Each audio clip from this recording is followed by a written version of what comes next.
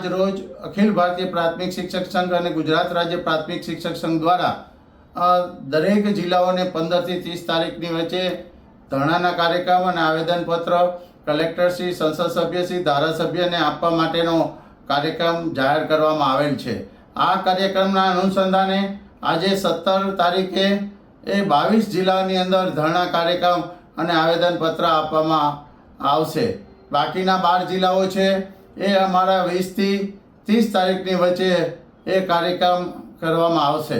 તો આજના જે 22 જિલ્લાઓ છે આ કાર્યક્રમને આપ બધા આપણા માધ્યમથી સરકાર સુધી અમારો અવાજ પહોંચાડો અને આજે જે સમગ્ર અમારો કાર્યક્રમ છે એ આવેદનપત્ર અને ધરણાના કાર્યક્રમ 22 જિલ્લામાં જ્યારે યોજાઈ રહ્યા છે ત્યારે આજે 15 થી 30 જે કાર્યક્રમ છે એ ગુજરાતના જિલ્લા કક્ષાનો છે।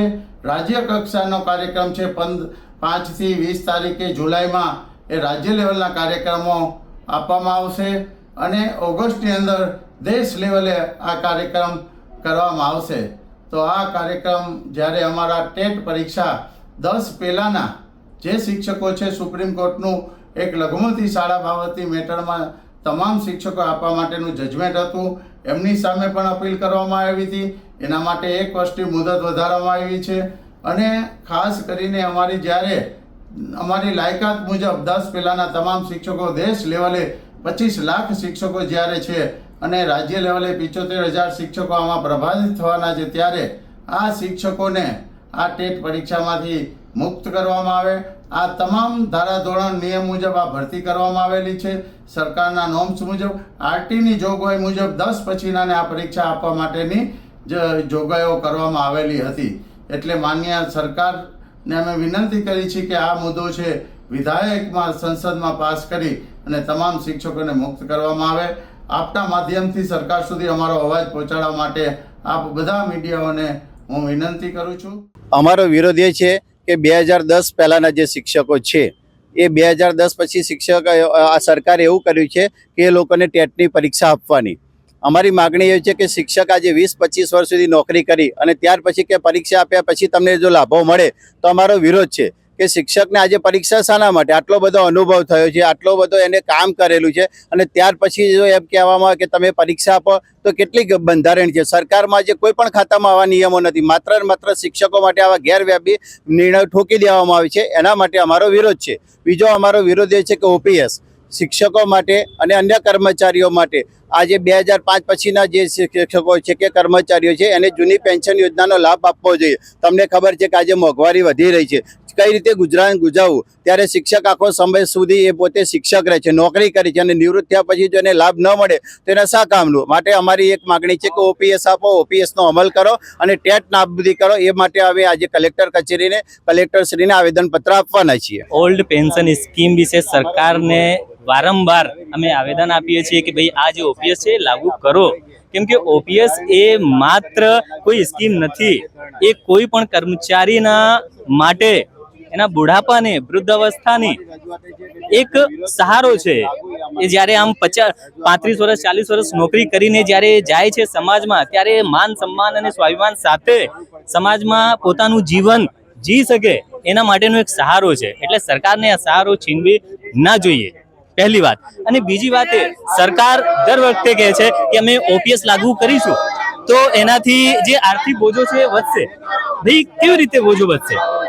શિક્ષણમાં જે બજેટની જોગવાઈ છે એ 6% છે અને લાસ્ટ યર જે બજેટ 6% મંજૂર કરવામાં આવ્યું છે એમાંથી માત્ર 4.2% જ શિક્ષણના ક્ષેત્રમાં આપણે ખર્ચો કરી શક્યા છીએ અને એનપીએસ ની જગ્યાએ ઓપીએસ જો લાગુ કરવામાં આવે તો માત્ર 0.9% નું બોજ આવે। એટલે તમે સમજો છો 1% પણ વધારો થવાનો નથી, તોય પણ સરકાર વારંવાર એમ કહે છે કે ભાઈ આર્થિક બોજ વધશે, એવું નથી। એટલે સરકાર શ્રી દ્વારા ને મારે નમ્ર વિનંતી છે કે આ બધું જે બહાનો છે એ બનાવવાનું બંધ કરો અને ઓપીએસ યોજના જે છે એ લાગુ કરો। સરકારના ધારાધોરણો અને નીતિ નિયમો પ્રમાણે ગવર્મેન્ટ ટીચરોની ભરતી કરવામાં આવી હતી। આટલા વર્ષો સુધી નિષ્ઠાપૂર્વક નોકરી કર્યા પછી પણ જો આજે સરકાર શિક્ષકો સામે નવો નિયમ લાવીને મૂકી દીધો છે કે હવે તમારે ટેટની પરીક્ષા પાસ કરવી પડશે, તો આ ખૂબ જ અન્યાય નિયમ છે અને અમે જે નાના બાળકોથી લઈ અને ભવિષ્યના ભારતનું ભવિષ્ય ઘડી રહ્યા છીએ, તો આજે બીજા ડિપાર્ટમેન્ટ કરતાં અમારા ડિપાર્ટમેન્ટ સાથે આવો અન્યાય કેમ, એ બાબત માટે અમે ધરણા કાર્યક્રમ યોજી રહ્યા છીએ. અમને યોગ્ય ન્યાય નહીં મળે તો અમે આગળ ગુજરાત વિધાનસભામાં પણ એમ કે ધરણા કરવા માટે તૈયાર રહીશું. અમારી માગણીઓ વ્યાજબી છે. 2005 પછીના જે શિક્ષકો છે એમને જૂની પેન્શનમાં સમાવેશ કરવાની પણ અમારી માગણી છે, અને આ માગણી સત્વરે પૂરી કરવા માટે અમે પોતાના નિયમો પ્રમાણે અને સરકારના ધારાધોરણો પ્રમાણે નિયમ અને શિસ્તબદ્ધ પોતાના નિયમો રજૂ કરીશું અને પોતાની માગણી સંતોષવા માટે આગળ વધીશું. અખિલ ભારતીય પ્રાથમિક શિક્ષક સંઘ, જે અમારું સમગ્ર ભારતનું સૌથી મોટું સંગઠન છે, એના આહવાન નીચે અને ગુજરાત રાજ્ય પ્રાથમિક શિક્ષક સંઘના આદેશ મુજબ 2010 પહેલાંની જે પ્રાથમિક શિક્ષકોની ભરતીઓ થઈ છે, ત્યારે સમગ્ર પ્રાથમિક શિક્ષકોની મેરિટ આધારિત ભરતી કરવામાં આવી છે. ત્યારે તાજેતરમાં એક આદેશ દ્વારા 2010 પહેલાંના તમામ પ્રાથમિક શિક્ષકોની ટેટની પરીક્ષા લેવા માટેનો જે આદેશ કરવામાં આવ્યો છે, એ ટેટની પરીક્ષાની મુક્તિ માટે અમે સમગ્ર ગુજરાત રાજ્ય પ્રાથમિક શિક્ષક સંઘના આદેશ મુજબ સમગ્ર રાજ્યની અંદર જિલ્લા કક્ષાએ આજે અમે આ ટેટની પરીક્ષામાંથી સરકાર અમને મુક્તિ આપે એ પ્રકારે અમારું આજે ધરણા પ્રદર્શન બનાસકાંઠા જિલ્લા પ્રાથમિક શિક્ષક સંઘના નેજા નીચે આજે જિલ્લા કક્ષાએ કલેક્ટર કચેરી કક્ષાએ આજે અમે ધરણા પ્રદર્શન ઉપર બેઠા છીએ. અમારા કેટલા એની સાથે સાથેના પ્રશ્નો છે. મહત્તમ આજે મુખ્ય પ્રશ્ન અમારો ટેટનો છે. એની સાથે સાથે જૂની પેન્શન યોજના જેવા કેટલાય અમારા પડતર પ્રશ્નો છે. જો સરકાર અમારી આ માંગણી નહીં સ્વીકારે ધરણાથી, તો આવનારા સમયની અંદર અમે ગાંધીનગર રાજ્ય કક્ષાએ અમારા ધરણા પ્રદર્શન યોજાશે, અને ત્યારબાદ દિલ્હી મુકામે અમારા અખિલ ભારતીય પ્રાથમિક શિક્ષક સંઘની સૂચના મુજબ અમે દિલ્હી મુકામે પણ અમારા ધરણા પ્રદર્શન કરીશું. પણ જ્યાં સુધી અમારા પ્રશ્નોનું નિરાકરણ નહીં આવે ત્યાં સુધી અમારી લડાઈ આક્રમક પ્રકારે ચાલુ રહેશે. 1 સપ્ટેમ્બર 2025ના રોજ નામદાર સુપ્રીમ કોર્ટ દ્વારા એક ચુકાદો આપવામાં આવેલો હતો.